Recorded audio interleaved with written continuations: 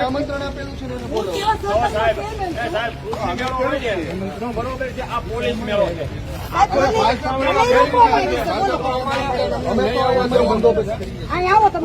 કોઈ વાત જ નથી. એને ઉપરથી જ નામ આવ્યા છે. કોઈ વ્યક્તિ છે ને કોઈ નવરા કે પાદર ની વ્યક્તિ નથી. તમને કોઈ ના પડી છે?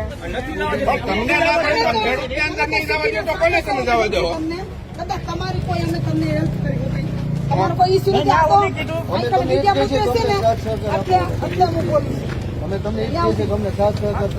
અમારે સાથ સહકાર આપી છે. અમારે એક પ્રશ્ન નથી કરવાનો. અમને રાઉન્ડ સૌથી વધુ જમીન વાવનાર વ્યક્તિ હું છું. 520 વીઘાનું શાકભાજીનું વાવેતર કરું છું. અને આજે કૃષિ મેળો છે. તમારે 500 વ્યક્તિ લઈને આવવાના છે. મને આવવાની ના પાડે છે. મારે 500 સભાસદ છે કે આઈબી નો રિપોર્ટ છે. અને મને જઈ રહી છે એક પ્રકારનું કોઈ પ્રકારનું મેં વિરોધ નથી. રોકવાનું કારણ તો આપો એક ખાલી કે હું કરવા અંદર નથી જવા દો. અમારે કૃષિમાં કઈ જાણવાનું નહીં.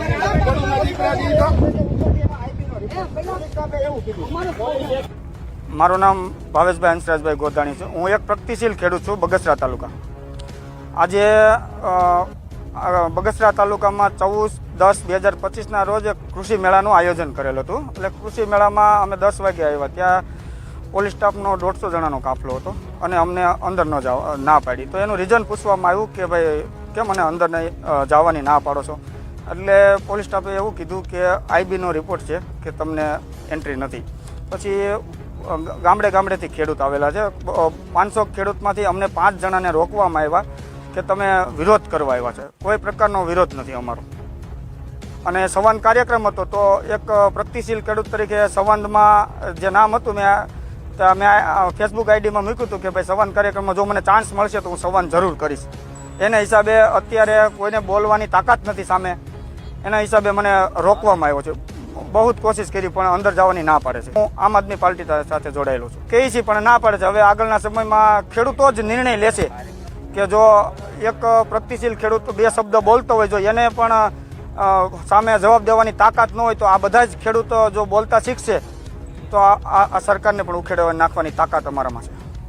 હું તો અહીંયા કૃષિ વિકાસ મેળો છે એ આયોજન જોઈને હમણાં હું આવ્યો હતો. તો બહાર મેં જોયું તો 60 થી 70 પોલીસ સ્ટાફ ઊભો છે અને અમુક જે ખેડૂતો છે ખેડૂતોને બહાર રોકવામાં આવ્યા છે. પણ જો કૃષિ વિકાસ મેળો છે તો દરેક ખેડૂતોને અંદર આવવાનો હક હોવો જોઈએ.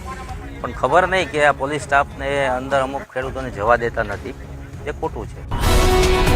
ગુજરાતભરના તાજા સમાચાર મેળવવા માટે અમારી ગુજરાત નેશનલ ટીવી ન્યૂઝને સબસ્ક્રાઇબ કરો, બેલ આઇકોન પર ક્લિક કરો.